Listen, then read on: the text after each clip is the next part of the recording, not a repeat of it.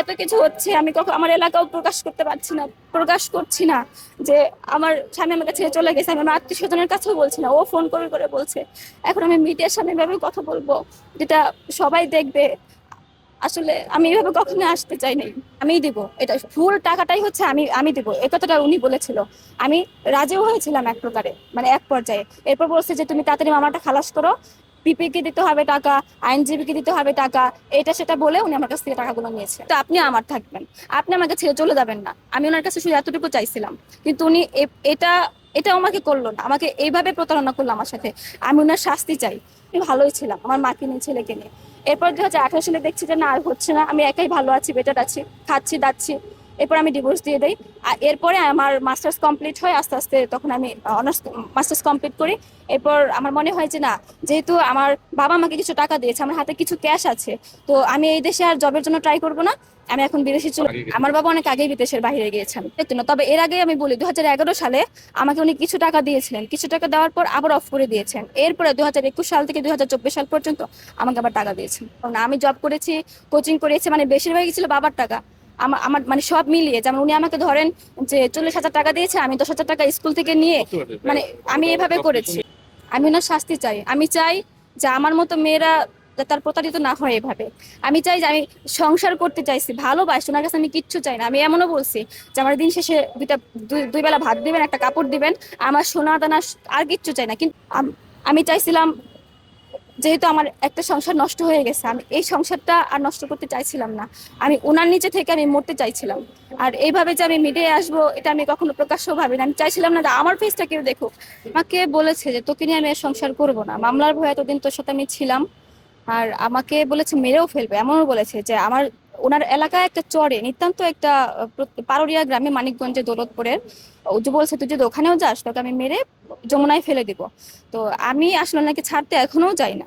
আমি এখনো চাই আমি ওনার সাথে, যদি উনি ভালো হয়ে আসতো, যদি আমাকে একটা লাইফ, মানে আমাকে নিয়ে সারা জীবন থাকবে, একটা সিকিউরিটি দিত, আর আমাকে মেরে ফেলবে না, আমাকে ভাত কাপড়, আমার ভরণ পোষণ দায়িত্ব পালন করবে, আমি দিন শেষে ওনার সাথেই থাকবেন। কিন্তু উনি আমাকে নিয়ে কখনোই সংসার করবেন না, এটা আমি বুঝতে পারছি। উনি যদি আবারও যদি এই কথাগুলো শুনে, বা যদি মামলার মাধ্যমে উনি বলবে যে আমি তোমাকে নিয়ে সংসার করবো, কিন্তু দিন শেষে উনি করবে না।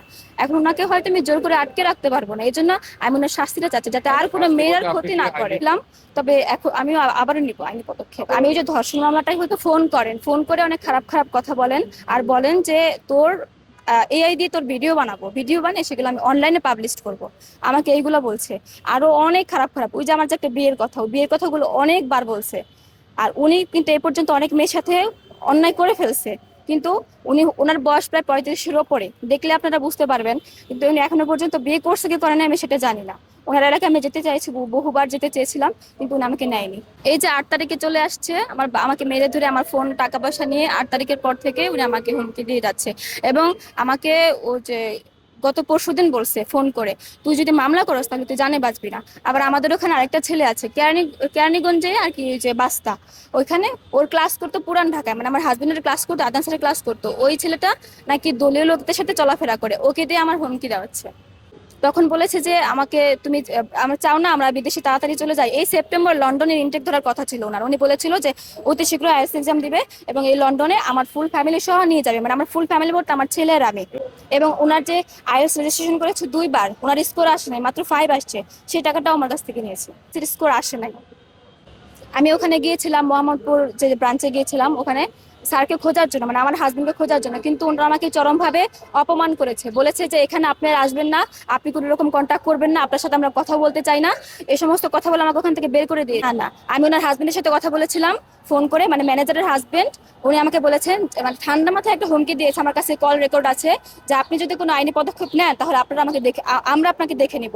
এবং এরপর পরে আমি যাই হচ্ছে জিএম স্যারের কাছে, সাইফোর্সের যে জিএম স্যার, মিরপুর 10-এর, ওখানে যাই। ওখানে গিয়ে স্যার আমার কথা শুনে, এবং উনি আমাকে বললে যে আপনি না জেনে বিয়ে করলেন কেন, ওনার তো নারী কেলেঙ্কারি আগেই ছিল, আর এই জন্য আমরা বাদ দিয়ে দিচ্ছি। আর উনি ফার্ম গেটে, আমি মোহাম্মদ জি বলেছিলাম যে ওনাকে কেন সাথী মেলাবে এবং তার হাজবেন্ডের ভাবে সেল্টার দিয়ে রেখেছে কেন, বললো যে হয়তো দিন শেষে টিচার লাগবে, এই জন্য যদি একজন টিচার হুট করে বাদ দিয়ে দেয় ওনাদের নাকি লস হয়, এই জন্য এখনো রেখেছে। আমার নাম সুমাইয়া আক্তার। উনি আমাকে জবটা ছাড়িয়ে দিয়েছে, আমার হাজবেন্ড আমাকে জবটা ছাড়িয়ে দিয়েছে।